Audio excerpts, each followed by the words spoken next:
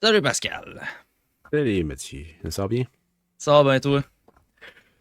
Yes, je viens me taper les Stranger Things, là. Donc on est prêt, on peut parler de hockey. Ouais, ça a été une petite pause qu'on s'est donnée. On est discipliné cette année.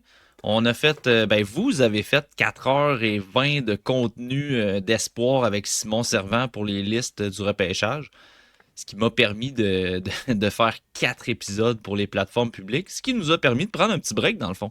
Donc 2 semaines sans podcast, on est content de retrouver les auditeurs. Puis entre-temps, ben Pascal, il y a eu le match de la CHL contre le programme américain. Euh, je sais qu'on va aller en détail dans tout ce qui s'est passé là-dedans, les joueurs qui t'ont le plus impressionné, les gars qui se sont démarqués, peut-être ceux qui se sont moins démarqués. Mais moi, mon premier réflexe, Pascal, ça a été de voir à quel point, euh, en fait, la CHL a pas gagné un match, à moins qu'ils aient Ils ont gagné en gagné, prolongation. Ils ont ils ont gagné en gagné le prolongation. deuxième match. Ils ont gagné le deuxième match, puis ils sont allés après ça dans une genre de période de prolongation à 3 contre 3 pour voir qui gagnait la série, dans le fond. Ah, ok, Puis ils ont c'est ça. perdu. Ok, c'est ça. Donc, c'est ça. J'avais peut-être mal compris là, ce que j'avais cru lire sur les internets, mais c'est que mon premier réflexe, ça a été de me rappeler ce que tu disais par rapport au programme de développement américain cette année, à quel point il était pas bon. Puis là, je vois ça. Moi, je m'attendais à une Ouais, bonne varlope de la CHL, puis c'est pas comme tout arrivé. le monde. Comment expliques-tu ce rendement décevant-là de la CHL?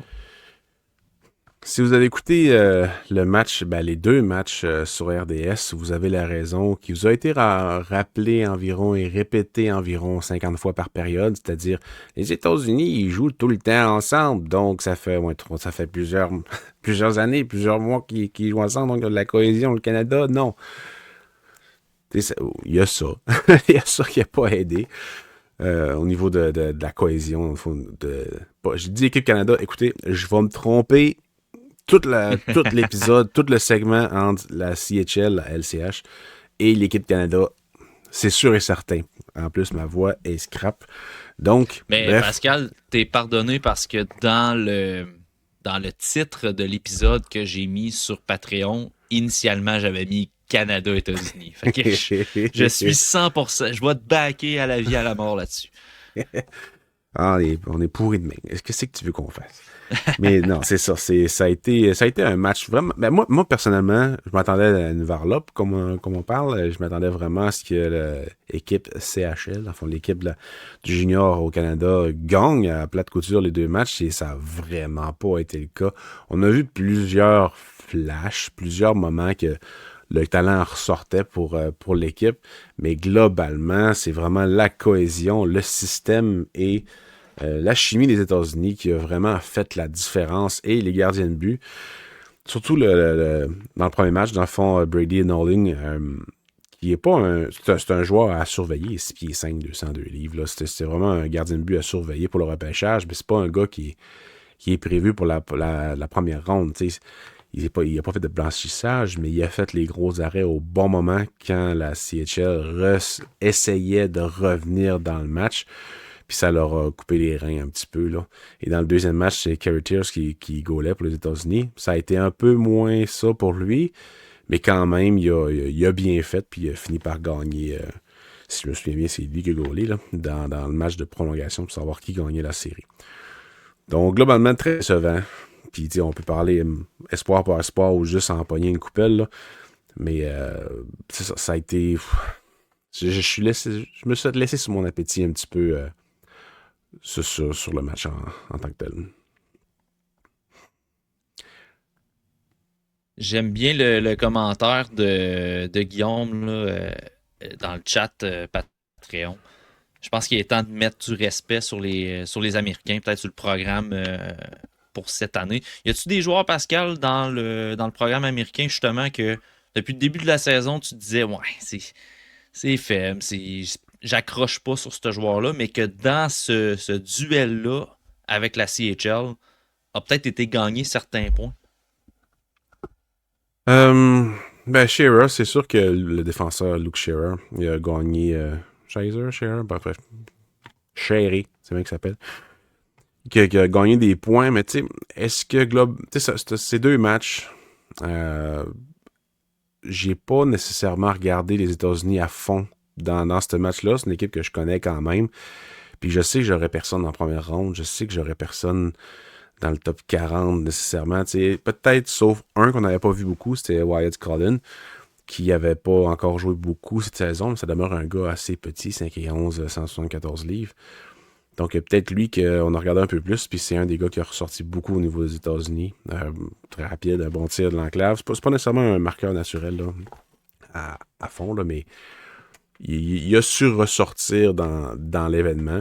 Mais tu sais, je pourrais pas, mettons, décrire chaque joueur, qu'est-ce qu'il a fait dans les deux matchs, puis à quel point il a ressorti défensivement ou physiquement. Tu sais, Dane Booker, peu importe, il a vraiment bien joué, je trouve. Il y a beaucoup de flash offensifs avec la rondelle en espace restreint qui a vraiment, vraiment bien ressorti. Mais globalement, c'est vraiment l'équipe, je trouve, qui a fait la différence et non pas nécessairement un gars une fois de temps en temps, puis le gardien de but. Donc, pour les États-Unis, j'ai pas de constat positif ou négatif. C'est juste un gros plus pour eux autres. Puis oui, une marque de respect pour la cohorte de cette année. Moi, ce que j'aimerais vraiment beaucoup, ce soit que toutes les ligues aux États-Unis soient considérées pour l'équipe, pas seulement le programme. Mais comment que ça fonctionne, ça arrivera jamais. Mais tu sais, la NCA, tu sais, McKenna, Veroff aurait pu être là. Ça aurait été vraiment, vraiment le fun. Morozov aussi. Ça aurait été le fun de voir ça, je trouve, d'avoir ces gros joueurs-là. Peut-être que l'esprit de compétition est plus ressorti de l'autre bord au début de tout le tournoi. Du côté de la CHL, Pascal, on en a parlé. On va commencer peut-être par ceux qu'on avait des plus grosses attentes pour Mhm. ce duel-là. Ouais. Est-ce qu'il y a des joueurs que tu te serais attendu à mieux du côté de l'équipe de la CHL? Ah, Tu vas me dire beaucoup, là. tout le monde. Oh, ouais, tout le monde. Tout le monde, c'est Ethan Belchess, Belchaise, comme Dumont disait à RTS. À chaque fois, mes oreilles saignaient. Mais en même temps, c'est tellement fun de dire Belchaise. Donc, Ethan Belchess, qui aurait dû vraiment dominer l'événement, en possession de la rondelle, son physique, il mesure 6 pieds 5, 227, 228 livres. Il a pas un mauvais patin, c'est un gars défensivement capable de se débrouiller, d'aller dans le trafic et tout ça. On sait le modo pour les power forward, mais ça n'a pas été le cas. Il a été invisible. Puis quand il essayait des jeux, il perdait les rondelles. Puis depuis les deux matchs, il n'y a pas il a pas un bon retour avec son équipe à Windsor. Donc, est-ce que ce sera un point tournant dans sa saison? Je pense pas. Mais j'ai pas en tout aimé ces deux matchs comme la majorité des joueurs dans l'équipe. Mais tu sais, c'est pas pour ça que je dis ah, je vais les faire perdre deux rangs dans mon ranking. Ça n'a aucun impact dans mon évaluation. C'est juste plate que des joueurs que tu as plus haut dans ta liste ou que tu aimes bien, qu'il y a du monde qui regarde juste ces matchs-là, ben là, tu sais, le commun des mortels là, qui n'a pas accès à une stat, puis qui regarde ces deux matchs-là, puis ils font comme ben, ils sont mauvais. Non, ils sont pas mauvais, c'est juste le contexte. Mais bref. Fait que Bill Chess, j'aurais vraiment aimé plus le voir. JP Herbert, que c'est pas nécessairement un joueur que j'apprécie énormément, mais il y a beaucoup de pertes de rondelles, beaucoup de tirs inutiles. Tu voyais qu'il, c'est dans le contexte de son équipe à Kamloops, ça va bien, la chimie avec ses coéquipiers, c'est un gars qui contrôle la rondelle, qui fait beaucoup de buts. Mais dans ce contexte-là, dans le tournoi, la chimie avec ses coéquipiers n'était pas là. Puis l'équipe en avant était bien rodée. Fait que ça fonctionnait pas pour lui pendant tout dans le tournoi. Dans les deux matchs, Rubrek a été Rubrek, c'est-à-dire complètement invisible. Invisible. Genre, m'a amené là, pardon, un petit toussage. M'a amené, ça arrivé à deux reprises que il était un peu en fin de séquence, mais pas de temps, là. En offensive et une fois en défensive. La rondelle est à un bâton et demi de lui. Puis son coéquipier est pas trop loin. Puis une bataille pour la rondelle. Puis la rondelle est comme libre en dessous du défenseur adverse ou de l'attaquant quand il était dans sa zone. Puis juste un petit crossover, juste un petit hop hop pour voler la rondelle, la faire sortir de la zone ou l'envoyer dans le fond. complètement immobile, il va même pas changer. Complètement immobile, il regarde la rondelle, puis son équipe perd la puck. Il m'énerve, Robrek. Il y a tout, là. Il y a absolument... Ça, il y a vraiment tout pour être top 6 dans la ligue, mais chaque joueur, chaque minute, chaque match, chaque minute, chaque présence, il perd des points. Puis, tu sais, ça va juste dans le même sens que ce qu'on voit. Je te garde sur Rubric avant de passer à d'autres, là, parce que je veux battre le fer pendant qu'il est chaud. Présentement, sur YouTube, il y a une diffusion des 13 premiers rangs de nos listes préliminaires. Donc, le dernier épisode de nos listes préliminaires est en diffusion sur YouTube en mode première au moment où on se parle. Fait que, tu sais, s'il y a des membres Patreon qui se demandent comment vous faites pour faire 2 affaires en même temps, c'est le podcast qui a déjà été enregistré, qui est en diffusion en mode live, si on veut, pendant qu'on enregistre cet épisode si même. La magie du web.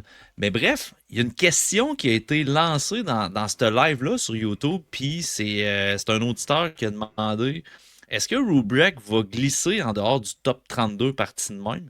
Puis là, la façon que tu me le décris, moi j'ai répondu à l'auditeur, tu sais, une réponse un peu, tu sais, il est quand même tôt, tu sais, veux pas, moi je l'ai pas vu, fait que je m'affirmerai pas là-dessus.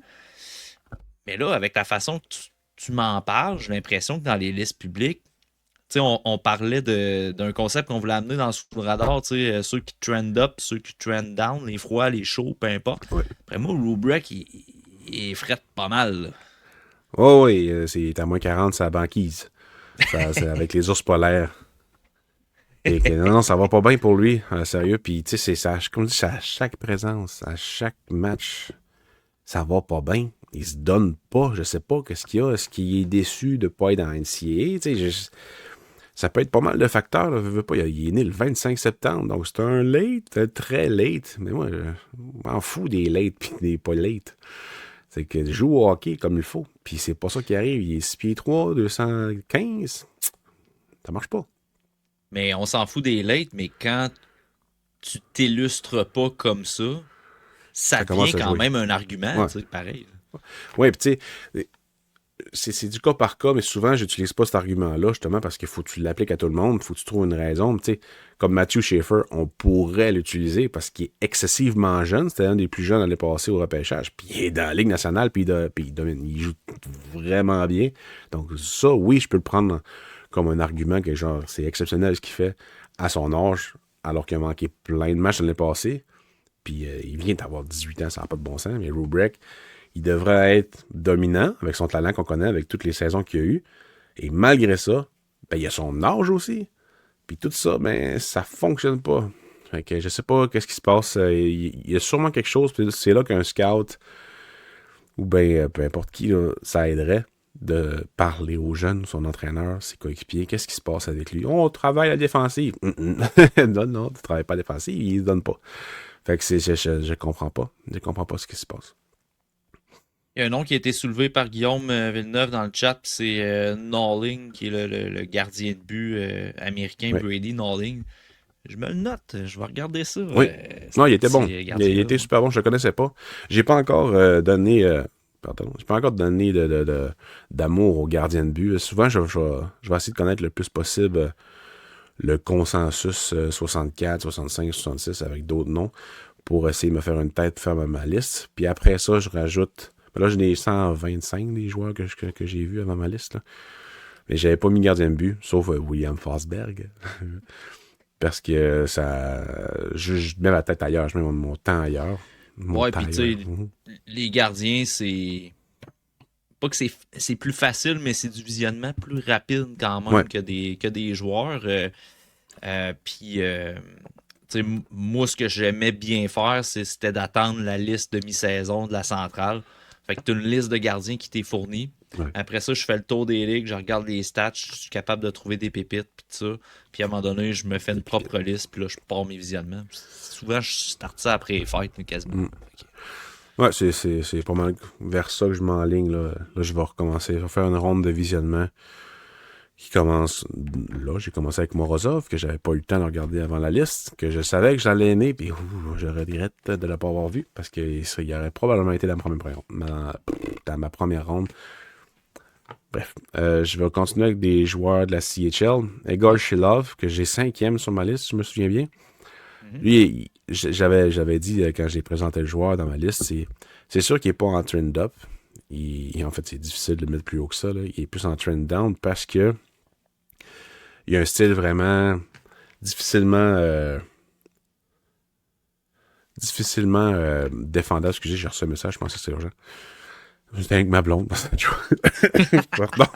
Excuse-moi, chérie, c'est une joke. Donc, faut qu'il m'en donne plus que par rapport à l'année passée. Parce que une des affaires que des fois j'ai de la misère, c'est quand je connais un joueur de son année pré-repêchage, D-1, comme diraient les experts, ben, j'ai de la misère un peu à me débarrasser de cette évaluation-là à ma première liste. C'est-à-dire que chez Love, j'avais vu des affaires vraiment robustes l'année passée. Il était chien sale, un peu comme Yegor Sorin. Puis j'espérais voir ça. Dans la GMQ, qui est dans une ligue qui est quand même physique. Là. C'est une ligue qui quand même est sujette au débordement des fois, même s'ils se battent pas. Ben, je me disais que Gorshilov aurait pu se laisser aller à la gueule un peu, mais on voit pas ça. Il y a un gros manque de constance qui me gosse. Puis dans ce match-là, il a fait des choses avec la rondelle vraiment intéressantes, vraiment éclatantes pour les jeux de la semaine. Mais il n'y a rien qui a fonctionné, malgré le fait qu'il était avec un gars assez similaire à lui, qui est Klepov, qui vraiment, ces deux gars, dans mon top 10, qui sont en trend down. Surtout Shilov, là, il n'améliore pas sa constance. Klepov, qui est un peu comme lui, mais je trouve un peu plus constant au niveau de la création offensive, moins d'indiscipline aussi. Mais bref, c'est deux joueurs qui ont été excessivement mauvais dans le match. Ça rajoute au fait que, tu sais, d'habitude, des joueurs talentueux, que ça joue avec des joueurs talentueux, c'est capable de s'accorder, tu sais. Pas là. Après ça, autre joueur qui m'a déçu, Daxon Rudolph aurait pu faire vraiment mieux. Il a fait plusieurs erreurs, surtout dans le premier match. Puis Chase Reed, qui est mon deuxième sur ma liste, moi je trouve qu'il était mauvais. Vraiment mauvais dans les deux matchs. Il a fait des belles choses. Il a fait des belles choses des fois, mais ses premières passes étaient tout le temps à côté de la traque. Il y a une de ses passes qui avait été ratée, ça avait été un dégagement. Il y a eu un but direct, je pense que c'est dans le premier match. Le premier but de l'équipe, c'était de sa faute. Ben, la faute de Rudolph et de sa faute aussi. Ils ont tous les deux perdu la rondelle. Ça a fait un échappé, un but ou un surnom. Ça a fait un surnom. Après ça, un but. Il a perdu au moins 2 fois. En tout cas, bref, ça a vraiment pas été 2 bons matchs. Pas à la hauteur de Chase Reed. D'habitude, c'est comme lui le caractère principal dans son équipe avec Brady Martin. Puis là, c'était pas ça pendant tout. Fait que, d'après moi, ça a été difficile pour lui. Il a fait un très beau but d'un jeu incroyable de Caleb Malhotra. Mais en somme toute, ça a été vraiment 2 mauvais matchs à mes yeux de Chase Reed. Puis Giorgos Pantelas, qui a été à son image, c'est-à-dire vraiment pas bon. Je sais qu'il y a plusieurs personnes qui l'aiment beaucoup. Genre, j'ai lu, je pense que c'est Elite Prospect qui l'ont quand même en haute estime, qui mentionnait dans une description qu'il pourrait déjà là défendre dans NHL. Non. Non, il n'y a pas le edgework, il n'y a pas la capacité de patiner. Parce que le patin, pour défendre le patin, c'est vraiment important d'avoir un bon jeu de pied. Puis lui, c'est exécrable. Il a un bon bâton, capable de plaquer, bon timing. Mais son jeu de pied, la rapidité vraiment à courte distance, c'est vraiment pas bon. Je comprends pas comment tu peux l'évaluer pour jouer dans la nationale là, alors qu'il est pas capable de faire ça. Fait que les fameux croisés, les crossovers.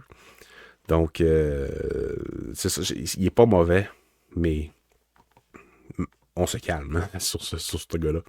Est-ce Fait que, est-ce que Chase Reed a été... Parce que je veux juste clarifier, parce qu'il y a du désaccord dans le chat, là. Mais Ouais, pas de trouble. est-ce qu'il a été mauvais ou pas à la hauteur de tes attentes? Mauvaisement, pas à la hauteur. Non, parce que ses relances... T'auditionnes-tu pour un poste en politique bientôt, Pascal? Non, vous savez, je pense que je vais le déclarer mon boy très bientôt, là. Mais c'est un gars qui est élite en transition, qui est élite pour les passes, sortir d'embarras. Puis là, ça fonctionnait jamais. Pas capable de s'adapter à ses coéquipiers. Pas capable de pogner la palette. Où ça arrivait qu'il réussissait, là, mais c'est des jeux de routine. C'est supposé arriver tout le temps. C'est supposé être facile. Puis il y a des jeux que c'était vraiment bon. Là. Il a fait une belle montée. Il a fait une passe latérale à gauche. Puis ça a fini par faire un but. Mais, OK, mais ça, c'est les jeux de base de Chase Reed. Mais la majorité de ses passes n'ont pas fonctionné. Donc, je ne suis pas allé voir. Parce qu'ils ne sont pas sur une stats encore, les deux matchs. Là. Fait que j'ai pas pu aller voir les données de stats avancées. Mais par stats avancées, je veux dire pourcentage de passes réussies. C'est pas une stats avancée, c'est juste une stat rare. Une stat de tracking, dans le fond. C'est ça. Puis, ben, d'après moi, c'est pas super haut.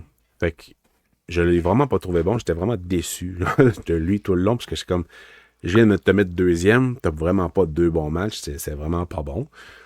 Puis ben, fuck you. C'est pas grave, là. C'est pas la fin du monde, c'est juste plate que ça a pas fonctionné ces deux matchs-là. Mais il perd aucun point dans mon classement ou dans mon évaluation. C'est juste, il a vraiment pas joué à la hauteur. Puis même, je trouve que souvent, il a mal starté les attaques, qui a fait en sorte qu'il a été un facteur négatif offensivement à son équipe. Ben, il est pas le seul, par exemple. On a parlé beaucoup de joueurs trend down, puis là, j'inclus pas Chase Reed parce que c'était la question de clarification que je voulais t'envoyer. Là, oui. On a parlé de trend down, je pense pas que Chase Reed soit trend down. Là, non, il n'y a personne qui est trend down. Sur une pente descendante, je vais utiliser des termes français. Je veux soigner mon français. Des fois, on se fait reprendre là-dessus, puis honnêtement, je trouve ça bien correct. Là. On peut vraiment faire attention. Sur une pente descendante, est-ce que, à l'inverse, un joueur comme Xavier Villeneuve, que tu n'avais pas dans ton top 32, pourrait être sur une pente ascendante à la suite de ce duel-là? Tu as pris le bon adjectif, bravo. Il a été, à mes yeux, il a été avec Malhotra le meilleur joueur du Canada. Et c'était pas parfait, encore défensivement. T'sais, c'est pas que j'apprécie pas Villeneuve, c'est que je vois beaucoup de limites dans son profil, dans son jeu, qui m'amène des drapeaux rouges pour la Ligue nationale de hockey. Mais tu sais, carte sur table, au niveau du talent et tout, il y en a peu qui sont aussi hauts que lui. Puis on l'a vu dans ce match-là. Tu sais, comme j'ai dit tantôt, quand des joueurs de talent jouent avec des joueurs de talent, généralement, tu peux t'attendre à quand même du talent sur la glace, à des bons jeux puis tout. Ça n'a pas été le cas, sauf quand lui était sur la glace. Parce qu'il a vraiment augmenté son compete, son niveau de compétitivité, son niveau de combativité, je pense que ce serait le vrai mot. Il était là à toutes les présences. Oui, il en faisait trop un peu des fois, mais maintenant, il fallait que du monde en fasse trop, parce qu'il y en a beaucoup trop qui en faisaient pas assez. T'allumes un peu l'offensive, là, ouais, c'est ça. Puis, je trouve que, surtout dans le deuxième match, il a activement participé à ce que les troupes soient meilleures, ben, qu'il y ait un peu plus d'entrain, un peu plus de cockiness. Donc, j'ai vraiment aimé son match. Puis je pense que de tous les joueurs, si j'avais un joueur, mettons, il y a personne qui a baissé, mais s'il y avait un joueur que je pourrais dire, lui, il en a gagné des points, ben ce serait lui. Ça serait probablement lui, parce que c'est pas qu'il est allé complètement à l'inverse de mon évaluation, mais il était complètement ailleurs par rapport à ses coéquipiers au niveau de la performance, puis de la constance, puis de la combativité. Fait qu'il n'y a pas eu le choix de gagner des points dans ce match-là. Je l'ai vraiment aimé. Ouais, je pense que c'est une affirmation que nos auditeurs, en tout cas de ce que je vois passer dans le chat, sont d'accord. Là. Même PL Vézina mentionne là, que Xavier Villeneuve était clairement le meilleur joueur pour l'équipe de la Ligue canadienne de hockey. Avec Malhotra, souvent, dans ce que je disais dans mon évaluation, c'était que des fois, il manquait un peu de jump. Parce que tu sais qu'il est vraiment intelligent, qu'il sait quoi faire sur la glace en tout temps. Mais je voulais voir un peu plus de fantaisie. Je voulais voir un peu plus de talent, de passes, transversales, un peu plus de tromperie, si on veut. C'est quoi? Deceptive? En tout cas, soit un peu plus déceptive. Deception. Bref. Puis il a été. Juste sur le but de Chase Reed, la no-look pass et que c'était bien vendu. Sérieusement. Tu sais, oui, le tir était bon, là, mais la passe là, complètement perpendiculaire, sans regarder, c'était vraiment, vraiment, vraiment talentueux comme jeu. Puis il en a fait plusieurs des jeux comme ça. Il a essayé beaucoup de feintes aussi. Ça n'a pas fonctionné tout le temps. Mais j'ai vu un peu plus de choses dans ces matchs-là que je vois habituellement à Brentford. Fait que j'ai bien aimé ces deux matchs. Puis tu sais, on le sait que c'est un gars talentueux, là. Peut-être qu'il va être un joueur de troisième trio finalement, mais j'ai comme l'impression qu'il pourrait l'être un peu plus haut que ça. Donc, il n'a pas gagné nécessairement des points, mais il m'a montré plus à faire au niveau offensif que je m'attendais. Donc, Ben était content de sa performance. Alright, merci Pascal pour ce petit tour d'horizon du match CHL contre le programme de développement américain. Donc, c'était le segment sous le radar pour cette semaine.